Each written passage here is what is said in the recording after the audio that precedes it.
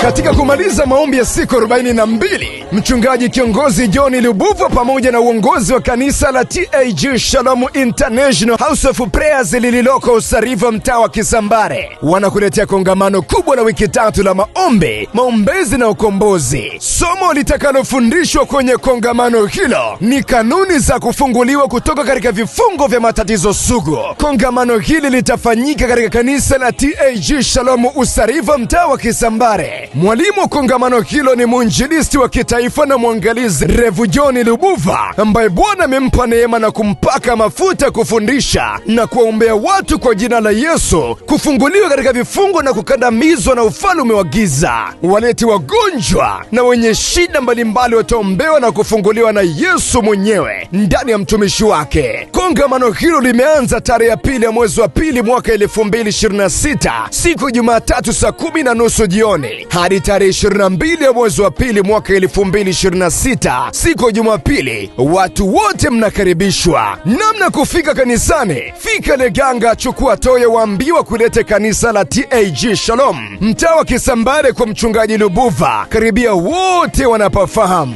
Kwa usafiri wa pikipiki ni shilingi 1000 pekee. Kongamano hilo ni kuanzia saa 10:30 jioni. Nyote mnakaribishwa. Kwa mawasiliano na msaada piga simu namba 0754 96 91 89. Narudia 0754 96 91 89.